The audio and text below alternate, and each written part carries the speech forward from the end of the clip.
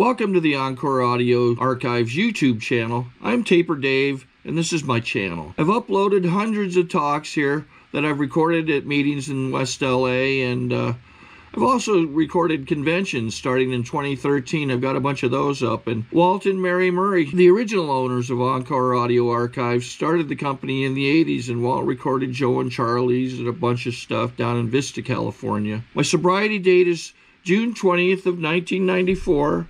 I hope you find something you like, so please like and subscribe to my channel and comment down below. If you want to hear something that I don't have or that you don't see, I'll see that I get it. Anyways, take care and have a great day if you want to.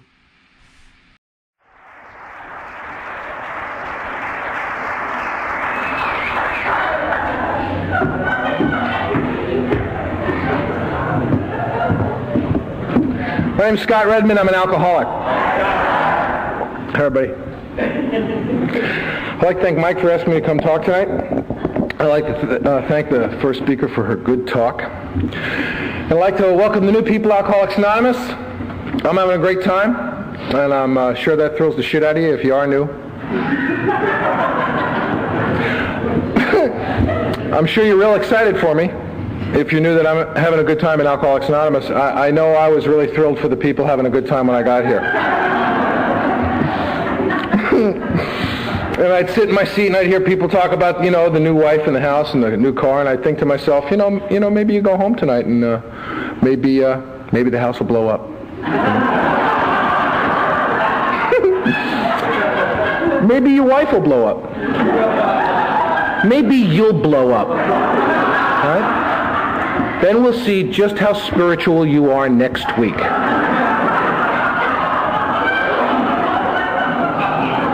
So if you're new here and when your head hits the pillow, if it becomes a rotisserie, if you're listening to people share and every inch of skin on your body is just crawling right up into your ears, and you can't believe the lame shit that you're hearing. I mean, you can't, it's beyond any plateau of lameness you ever even imagined was available to you. I want to welcome you to Alcoholics Anonymous. They're going to get right up in your face and talk that long AA crap to you. It's usually a guy with one tooth with a cavity in it. Do I want what you've got? No. No. But thanks for spitting on me. I really appreciate it. Love your belt buckle. Can you serve a whole fish with that?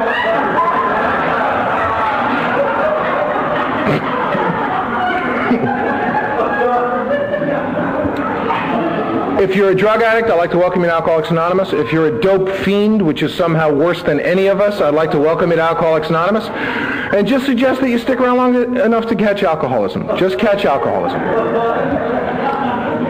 We'd love to give it to you. If you're the Bigfoot of dope addicts, if you're a dope juggernaut, I'd like to welcome you to Alcoholics Anonymous. And just again, suggest that you catch alcoholism. We don't have a book for the Bigfoot of dope addicts. We have a book for alcoholism. And I did not have alcoholism when I got here. So if you don't have alcoholism yet, I want to welcome you to AA and suggest that you stick around and see if you can get a diagnosis. It took me a long time to catch alcoholism. I have a lousy case of it now. And if you don't catch it, you die from it. And if you catch it, you get better. And I caught alcoholism in the meetings of Alcoholics Anonymous. I have a friend who's fond of saying that the infection takes place at the meetings and it enters through the ear and then spreads throughout your entire body and then starts infecting everybody around you. And that's where I caught alcoholism. I was not an alcoholic when I came to Alcoholics Anonymous. Number one, I'm Jewish, and Jews don't drink. Because it might dull the pain, you know?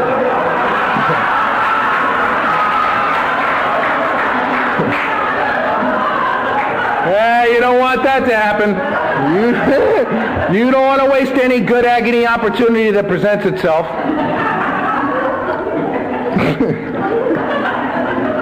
In addition to being Jewish, which made it virtually impossible for me to be an alcoholic, I did not have alcoholism. I had been in psychotherapy for 18 years by the time I got to Alcoholics Anonymous.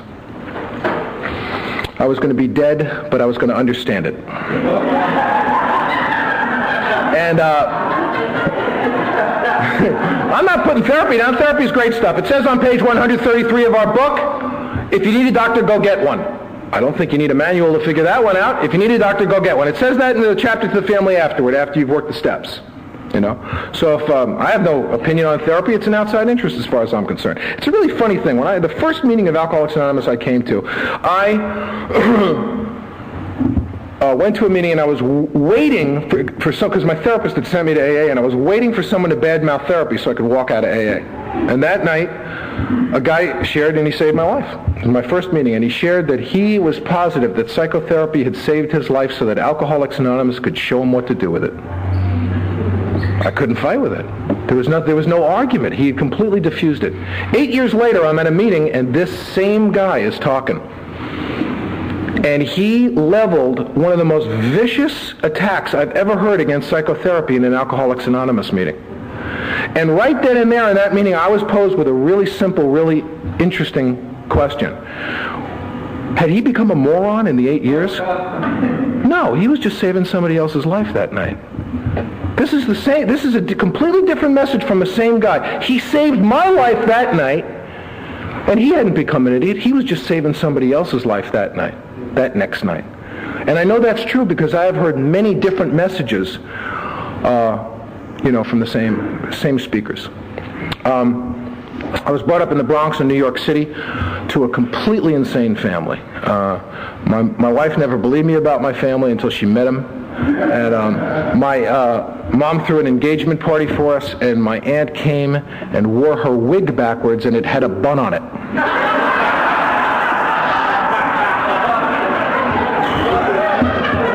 And I really wish I was lying about this.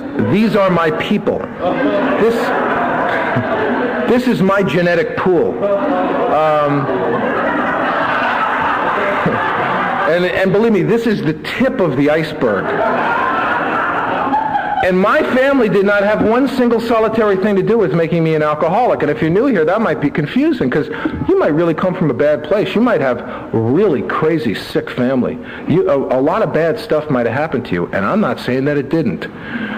I know it happened to me. I'm just telling you the cute stuff, but there was chronic insanity, institutionalization, suicide attempts, ugly, horrible stuff in my family. I'm not telling you what I'm telling you is they didn't have one thing to do with making me an alcoholic. If they did, if my family had really made me an alcoholic, then it stands to figure I could go to psychotherapy, I could work out my family problems, and I could drink properly.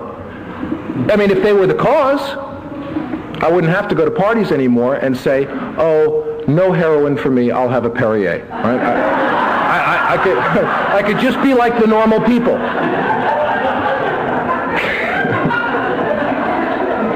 If alcoholism is a threefold illness, if it's a bizarre physical reaction to alcohol that makes it virtually impossible for me to stop once I start, or it makes it virtually impossible for me to control once I begin, and if this weird physical allergy that seems in this craving that seems to be found only in a certain class of people gets mixed with some fascinating thinking.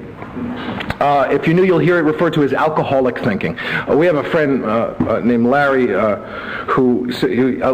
he shares this thing. When he first took a look at the first page of our 4th chapter in our book, it says, facing an alcoholic death or a spiritual life is not always an easy decision to make. When he first read that sentence, he said to himself, well, how bad an alcoholic death are we talking about here?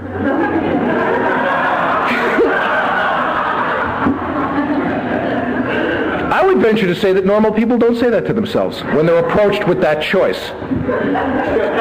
That's fascinating thinking, all right? When that thinking is mixed with this bizarre physical reaction that dooms me to take the first drink no matter the attendant misery and suffering that follow every single time. If you're new here and you've been drinking at exactly the wrong time, if you fail to recall with sufficient force the memory of the pain and humiliation of a day, a week, a second ago, and repeat the same insane behavior over and over again, if you build a bright outlook for yourself and your family and then rip it down around your ears in a senseless series of sprees, you could have alcoholism. If you don't, what is wrong with you? What is your problem? Consider the alternatives. You might do well by contracting alcoholism. At any rate, if I continue to take the first drink and then I can't stop once I take it, what starts to happen is I start rearranging my life to accommodate a trip I can't stop taking. And then once these two things mix together, it forms this kind of soul stew, this kind of cancer of the soul that eats alcoholics up from the inside like a tapeworm and leaves them hollow and insane and alone. Because eventually, everything in my life has got to get rearranged to accommodate the walk to the drink. Because I'm always going to make the walk. Always. I might put it off for a day. I might even put it off for longer. But believe me, I'll get there. I'll get to what I want. If I got to walk through you or around you, if you're my wife, my dreams, my children, whatever it is, it will either vanish, it will become transparent, or it will turn into something less than human, a papier-mâché figure. But I'll get there. You know, and if alcoholism is a threefold illness, if it's mental and physical, and this mixes together and kind of becomes spiritual, if it's threefold and I'm trying to treat it with psychotherapy, which would be mental, then I'm trying to treat a threefold illness with one fold. I'm twofold short. I'm unprepared. I'm bringing a knife to a gunfight. You know, and that's the way I felt my whole life. And I didn't know why, because I didn't have alcoholism. I didn't have alcoholism till I came to Alcoholics Anonymous. If you're new here, you're going to hear some pretty deranged things about Alcoholics Anonymous and alcoholism now that you're here. You'll hear some real honeys from people outside of the program. My personal favorite is, gee, are you still using that AA crutch? Which is sort of like saying to a diabetic, are you still like using that insulin thing, man? I mean, you know, show some gumption, you know? The World Health Organization, every organization of therapists and physicians in the world recognize alcoholism as a disease. And in order to put forward the notion that AA is a crutch, you have to just be completely ignoring, laying all of that to the side on some kind of level. So I grew up in this Bronx in this nutty family. I went to psychotherapy and I managed not to catch alcoholism for years. In addition to going to psychotherapy, I avoided catching alcoholism I would drink till I didn't want to be a drunk. And then I overcame my alcohol problem with marijuana. I'd like to welcome all the pot smokers here tonight. You remember WOW, right? WOW. Wow. And then right after WOW usually came, what? Wow. Wow. What? Wow. What? Wow. Watching a pot smoker is like watching a dog try to run on linoleum, you know? There's a lot of shit going on there.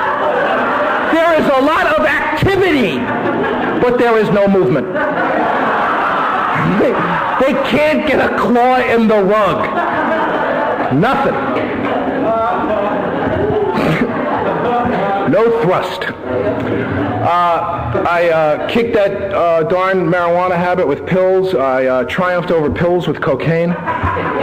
Cocaine's a fabulous drug. It's particularly good for sex if you enjoy sex from the Neolithic period. And I triumphed over cocaine with heroin. Heroin's a very good, dark, complicated, artistic drug.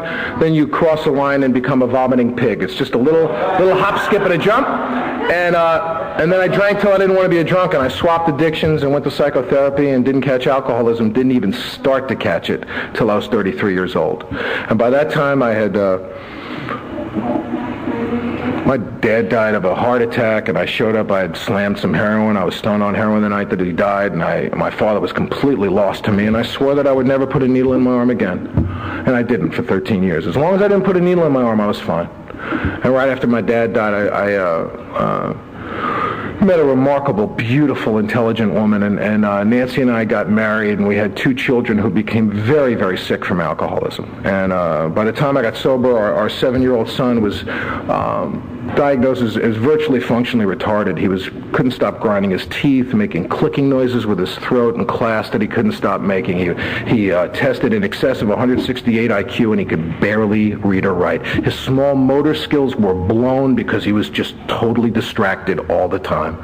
The boys were just so crushed up and so cut off from the society of other children, because how much vanishing can a baby bear every time they get in between me and the drink before they believe what they're being taught, which is that they don't exist?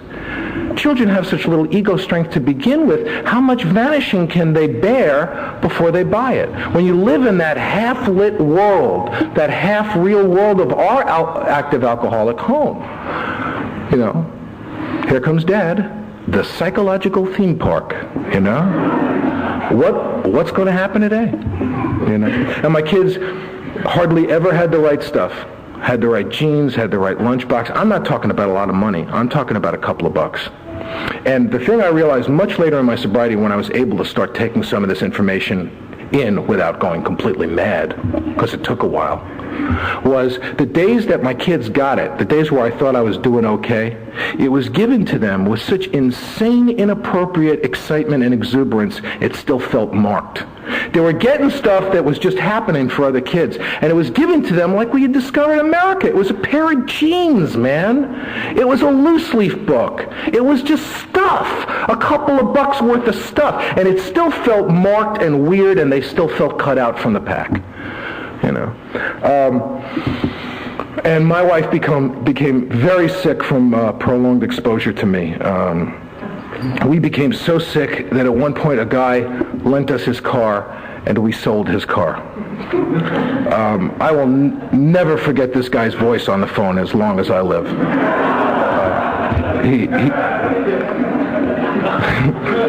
He said, "You sold my car?" I lent you my car. What do you? That's like house sitting for someone, and they come back and you're in escrow. And we were positive we had done the right thing.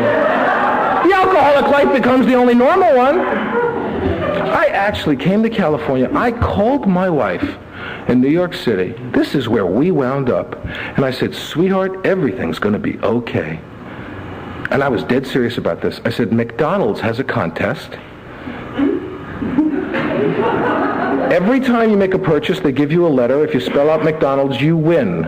All I need is the M, the L, and the D." And my wife said, "Oh, good."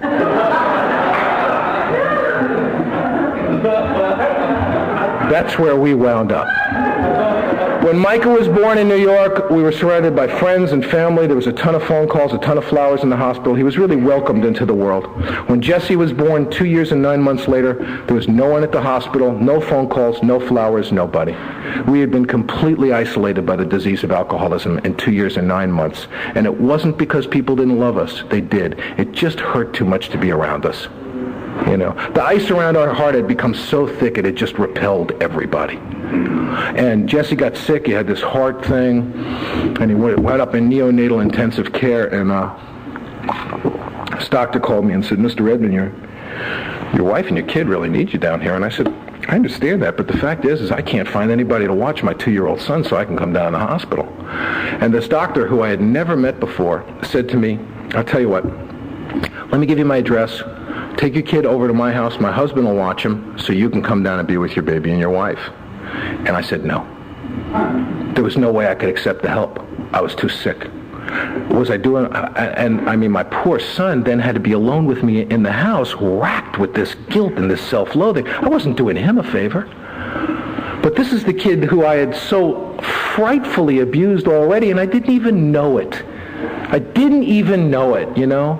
I think that we do things we don't even know what we're doing drunk, and half the time I don't know what I'm doing sober. I don't know all the good stuff that's coming out of my actions in Alcoholics Anonymous, you know? And my son walked up to me when he was 5 years old, and he said to me, "Dad, is there such a thing as a God?" And I looked right into the eyes of my perfect 5-year-old baby, and I said, "No. No, there's not." And I thought I was doing him a favor.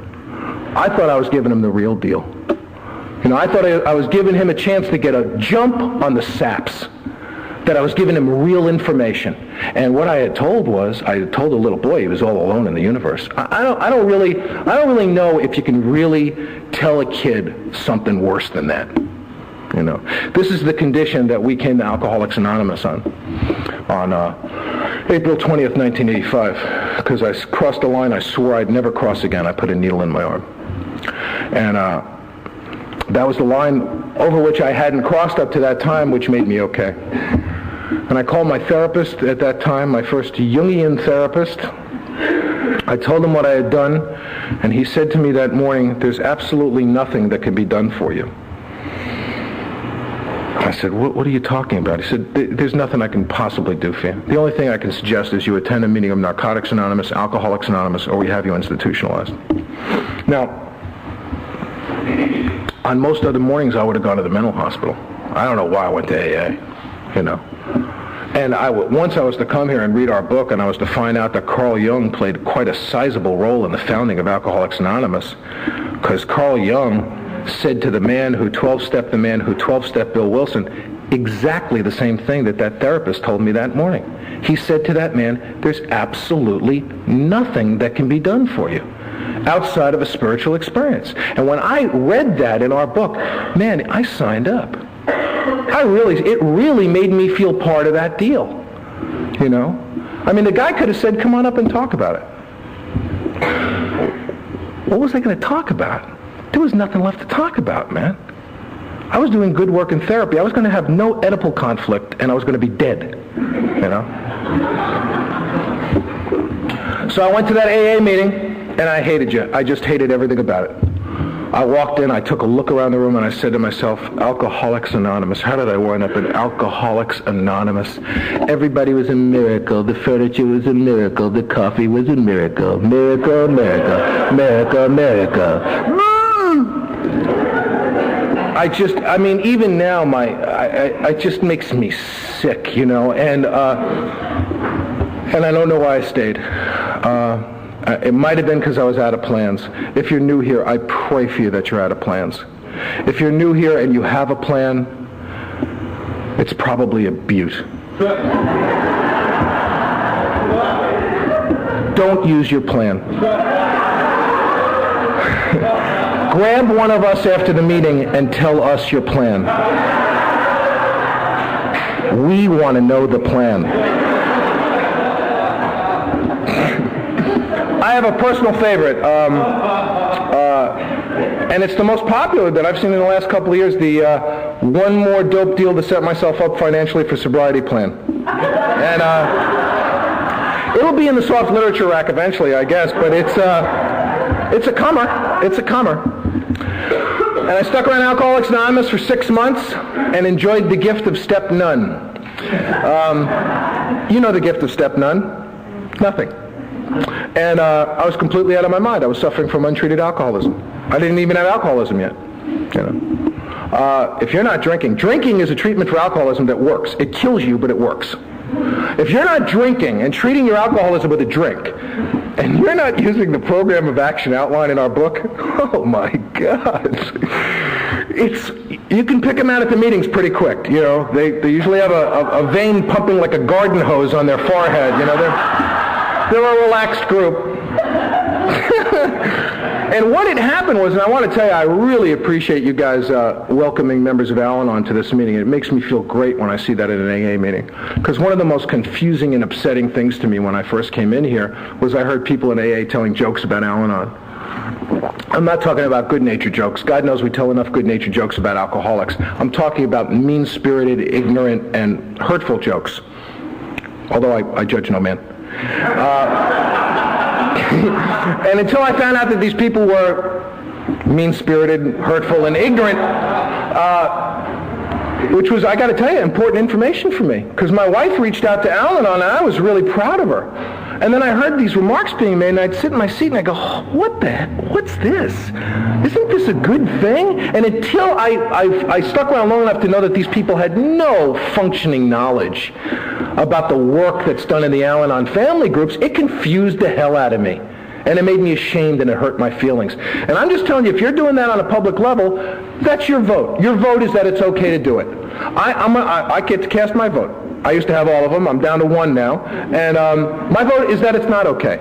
My vote is that it's not okay because there might be a newcomer out there lucky enough to be involved in a family recovery, man. What a powerful, powerful thing. I was lucky enough to be involved in a family recovery, you know. And so when I'm in an AA meeting and Al-Anons are asked to identify and welcome, I just got to tell you, it just makes me feel great, man, you know.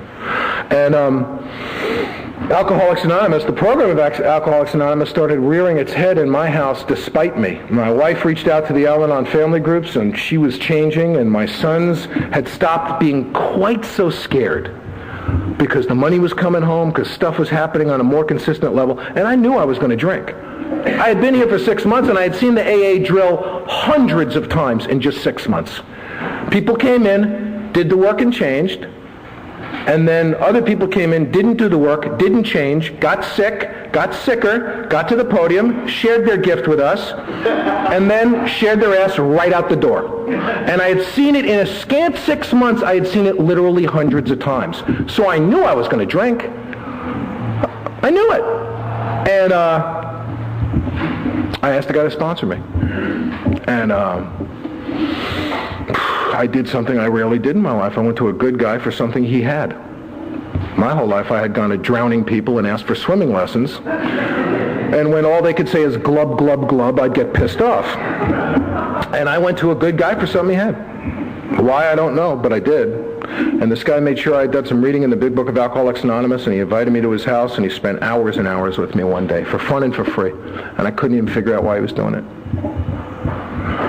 And he read chapter 5 to me, and on the way through he took me through the first 2 steps, and we reached step 2, and we hit our knees together and said a prayer together.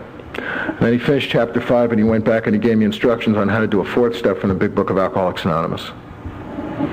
And I joined AA. So, and if you're new here, you might already be a member. You might wake up one morning and realize that you've taken enough positive actions to feel like a member. You might have an event that counts you in. That's the day I joined Alcoholics Anonymous. And you know, I hear some people say, and I know it's true for them, that they mostly resented themselves. And I know that's true for them. And I know it's completely not true for me.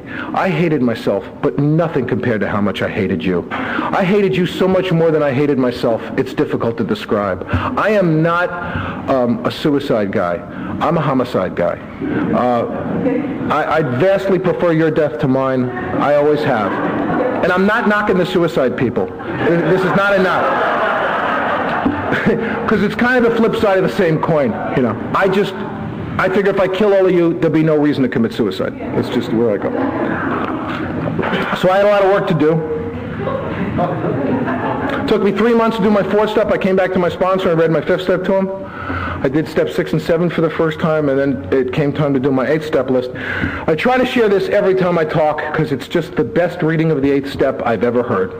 And it was done by a guy named Nino, who I had never seen before, and I've never seen him since. I only saw him this one night. It was at my old home group, a men's group. He had never read chapter 5 before. He was from New York. He had a heavy New York accent, and he had hospital plastic on, and he read chapter 5 for the first time in front of this group, and he got up to step 8, and he read, made a list of all those we had harmed and became willing to make amends to them all. Jesus Christ! And he looked out into the room as if to say, have you seen this? Do you know what's in here, man?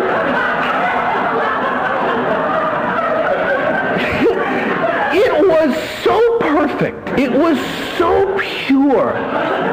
Because it's all I saw when I took a look at the steps when I was new. It's all no, not those people, not that money, I wouldn't have taken that much money if I knew how to give it back. No way! Not the car. Oh, man. Well, if you're new, don't worry about it. It's 8 steps from where you are anyway, for God's sake. It's not really 8 you have to worry about. It's 9. 9's really... 9's really a pain in the ass. I had to do my 8-step list. I had to put my wife and my kids down there and my dad. And I had to not put myself down. I had heard people at meetings putting themselves on their 8-step list, and I know they had to put it down. I know they had to put themselves down on it. I sponsor plenty of men who put themselves on their 8-step list, and it was very clear to me that I needed to not be on mine. I had made amends to Scott Redman, oh boy, hopefully at your expense, for 33 years. And again, please don't take my program as an indictment of yours. I know people need to put themselves on it, but I've been asked to share my journey through the steps. So call me a nut, that's what I'm going to do. But I needed to not be on it. So I got to make amends to my father. I don't know how the hell I'm going to do that. He's dead. And I can't go to the grave and talk to him. I know people do that. I know I couldn't do it. I had imagined that a camera crew was following me around my whole life. And for me, that would have been one more self-indulgent, dramatic moment. And I am not putting down people who do it. Plenty of men I sponsor go to the grave, have a nice talk, and walk away clean. I couldn't do it. I had to find some other way back into my father's heart because he was lost to me. All there was this horrible, black, cold space. I couldn't look at pictures of him. I couldn't talk about him. I couldn't walk into hospitals. I couldn't hear the sound of heart machines. He was gone. What was I going to do with Nancy and the kids, you know? Let's see, I'll sit Nancy down. I'll say, honey, I'm sorry about this 8-year trip to Hades. Okay? Then I'll sit down with the boys and I'll say, boys, I'm really sorry you've had no life. Forgive me? I don't think so. I don't think so. I had to start doing a lot of lame shit. I had to start going like to flag football games, you know? I had to start like coaching Little League, you know? The first Little League game I went to, Nancy shows up at the field and takes one look over the field and just lays down laughing. She looks over and there's the people in the first base stands. And there's me, alone in the sun, pissed off, right? Going down 3 or 4 hat sizes, completely out of my mind. I'm here, I'm making amends, I'm doing my job. The kids were thrilled to have me, you know. Mr. Redman's gonna blow up, I'm telling you. Absolutely out of my mind. And it took me a couple of years until the voices diminished in number and volume for me to go and just sit with the people, just be in the first base stand. The other day, my son had a concert at school. I went and I sat in this auditorium and I almost started crying because I'm looking around, I'm going, I'm just sitting in the auditorium with the people. I'm so happy to finally be in the auditorium with the people. Because when you can't, it's a horrible feeling, man. At first, alcoholically, you think it's because you're too good to be in the auditorium with the people. And then you realize you can't because you're radioactive. But I finally was able to sit in the stands with the people. A couple of years ago, my son gets an incredible compliment. He gets intentionally walked. They're scared of him. It's great. If you're not a fan, that means they're scared. They want to put you on base so they can get to another guy. He doesn't want to be a geek and jump up and down and scream and yell, you know, so he just lays the bat down. Cool. He starts trotting up the first base line, and he turns to me. I'm sitting in the first base stance, and he turns to me, and he just shoots me that much stuff. Just that much, you know. Not too much. It's the old man. You don't want to be lame, you know. And I could have missed the whole thing, man. By a second and an inch, I could have missed the whole thing. And I'm not telling you that Jesse got intentionally walked because I'm sober. I'm telling you I was at my sobriety station. I was at my sobriety station to get that hit, man. You know? My older son, who was so busted up and terrified, you know, who I told you about. Alcoholics Anonymous started working in our lives in ways I didn't, you know, again, you don't even know what you're doing when you're doing it. I started sponsoring men early on in sobriety. I was about a year sober. And I sponsored this guy who I still sponsor today. His name's Roland. And he used to call me every night, and he used to leave a message on my machine. And he used to say, Scott, it's Rolly. I'm sober. I love you. Good night. And then hang up. Every night. Years after this, my son Micah, who I told you was so busted up, he said to me, you know, Dad, I couldn't fall asleep until I heard Roland's voice on the tape. And once I heard Roland's voice on the tape, I knew everything was okay, nothing had changed, and I could go to sleep.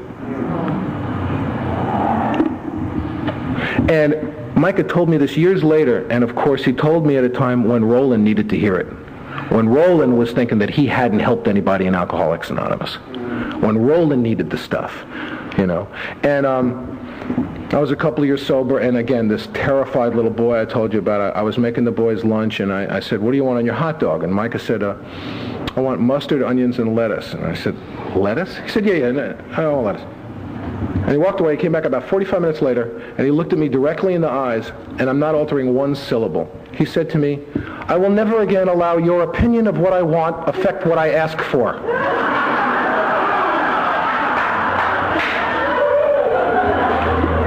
So I asked him to sponsor me, and at that point, what's that? Years later, I mean, this about a year ago, 9.5 years. I'm 10-7 now, but I've been sober about 8 years. And Jesse broke his wrist in a growth plane. And if you know about the way little children grow up, if you have a growth plane break and it gets set, it cannot be disturbed. It's very, very important that it doesn't get disturbed. And Micah had done something very dangerous with his brother. And it was one of those things where, you know, when your kid's a baby and they run out in front of a car, you don't have a conversation with them. You become a fire of rain, you know, raining fire from the sky. They got to know that they can't do it. And I got right into Micah's face, and I screamed and yelled at him, and I let him know it was unacceptable. And he walked away from me, and he went into his room, and he slammed the door. So I went to the door, and I opened it up, and I went like this, and Micah looked at me and said, "Hold it. I didn't tell you you were wrong. Don't tell me I can't be mad. A big guy just got right up in my face and screamed and yelled at me. You were right. I didn't say you were wrong. Don't tell me I can't be angry."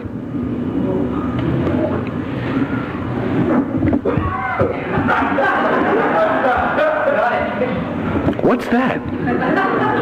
What the hell is that? What planet does that come from?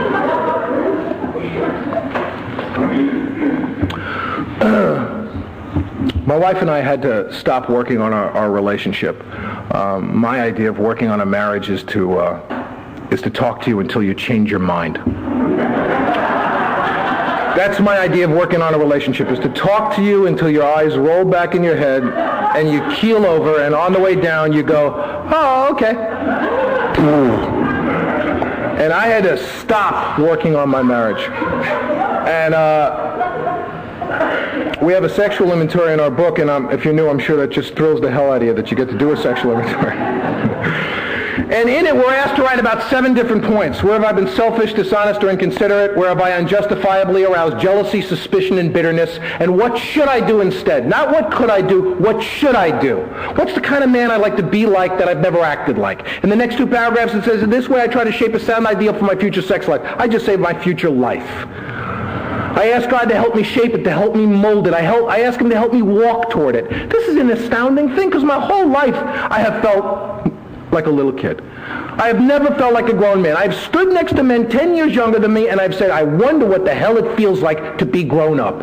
That's a shitty way to live. It's an awful way to live, man, because you're $1 short and a day late all the time. And I didn't know why. I thought it was because of money. I thought it was because of this. I thought it was because of my dad. I didn't know why. And when I started doing this work, I started finding out why. You know, where have I been selfish? I want what I want when I want it. Where have I been dishonest? Well, when I started really taking a look at the dishonesty in my marriage, it shattered me. A grown man should probably live in a clean house. That's one of the things a grown guy does, right? Grown man cleans the house, lives in a clean house.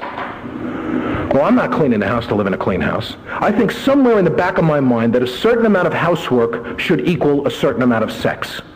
That there should be conversion tables on the back of cleaning products of housework to sex for a certain duration of time. So I'm never cleaning the house to live in a clean house. I'm cleaning the house and finishing and going, I'm finished, honey. Good, Scott. I'm very happy for you. When I started cleaning the house to live in a clean house like a grown man, I started feeling like a grown man for the first time in my life. And then I started doing other stuff grown men do for the first time. And man, what a relief. What an incredible relief, you know? If you're new here, I don't know what you're coming in with. I also want to tell you that I did make amends to my father, and I wound up with him back in my life as a result of doing my job in Alcoholics Anonymous, as a result of showing up for a guy during his death. And once I showed up for another guy during his death, my dad came back to me. And he didn't come back to me in a hot flash. I realized after a period of time that I was able to tell his grandsons about him, get some pictures out, talk to him. Talk to my dad. That I was able to take, you see, God has given me a gift of a sober, loving son. I don't get to give it to my dad, and when I started giving it to other guys in different ways, I started feeling my father's presence. You know, if you're new here, I don't know what you're coming in with. You know, I want to tell you, whatever you got, if you strangled a puppy, we got a guy who strangled 2 puppies. You know, if you've, one of the guys I sponsor got drunk, drove 17 miles the wrong direction on the freeway, and then drove off a 100-foot embankment. I was telling my kids about this. The guy I was telling Jesse, and I said, and the guy was declared dead at the scene. And Jesse said, yeah, dead and dumb. But if you've driven off a 100-foot embankment, I know that guy has met a guy who's driven off a 200-foot embankment. I mean, we're not going to play Can You Bottom This, but we can, you know. I used to sponsor a guy who had a couple of beers and got into his car and ran over a 9-year-old child and took his life. He wasn't drunk, he was tweaked.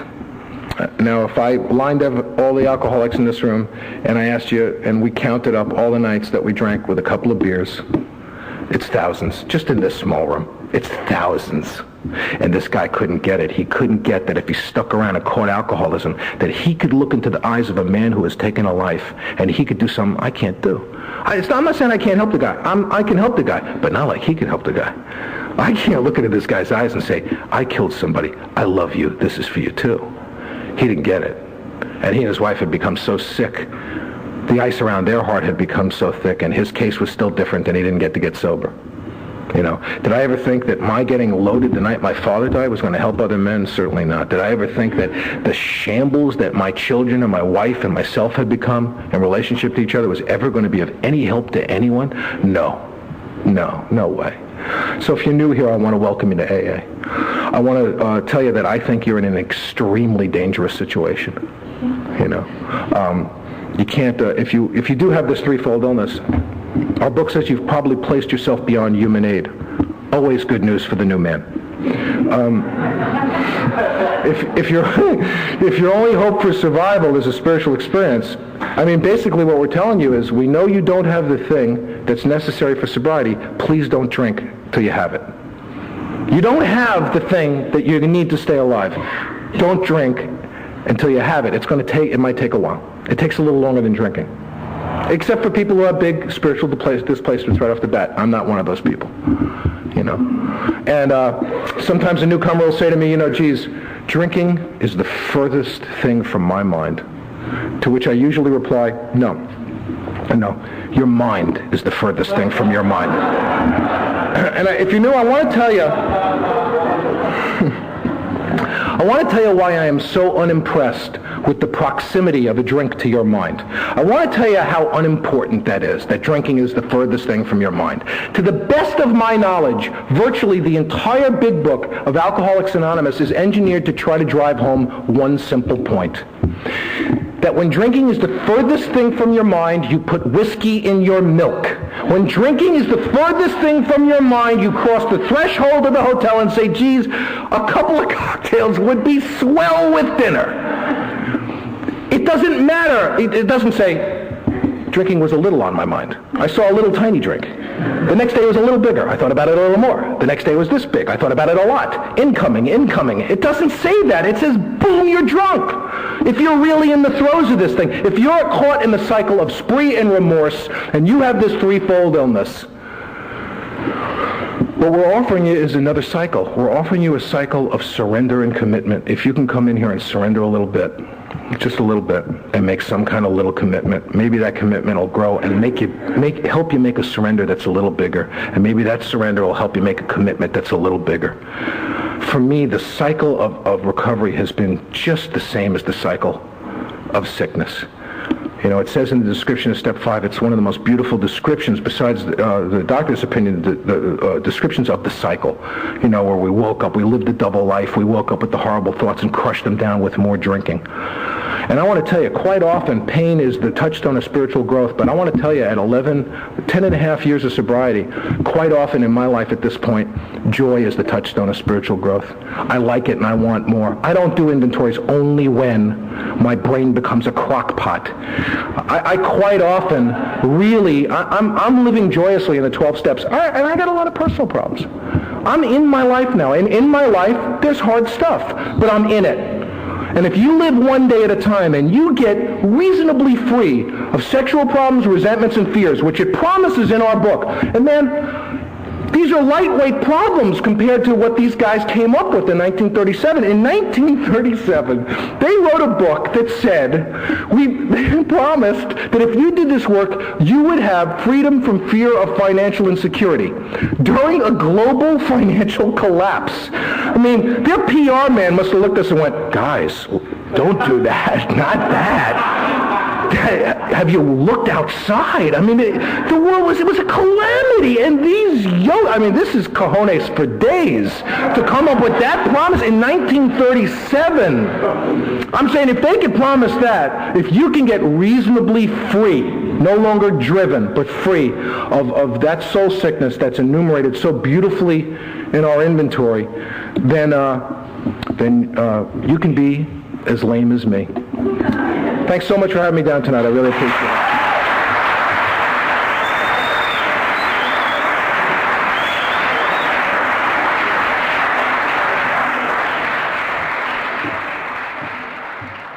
Sorry to interrupt your viewing. Taper Dave here. Just wanted to take a second to ask you to like and subscribe to my channel. Let me know if you like what you're listening. I've got some very good talks here, and this one's a great one. Just curious, do you think this is better than Zoom? Tell me what you think. Okay, this is how I prepare my drone for launching. I like to do it inside the cab of my truck so I'm not standing outside in the weather. To install the joysticks for control, up and down, right and left, powered on. I have an Android phone that I use to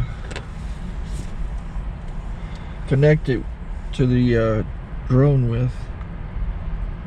And it's actually controlled through the iPhone, through an app. Oops, wrong way. It's actually controlled through the iPhone, or through this Android phone, through the app. It's actually controlled through the Android phone, through an app, and you connect it through this short connection right here.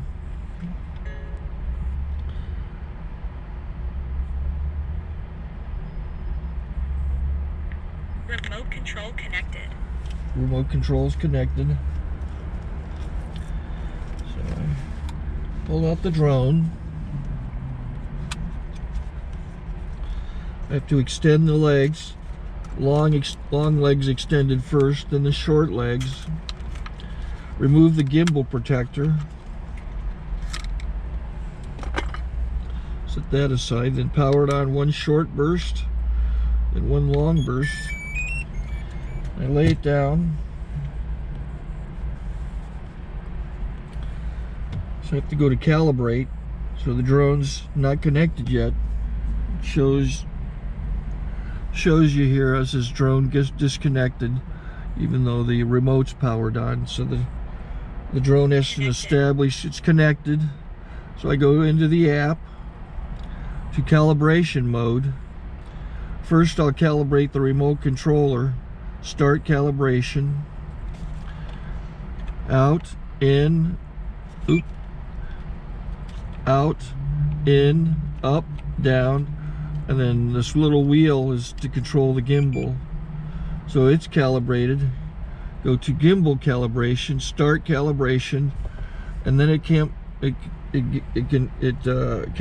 the gimbal.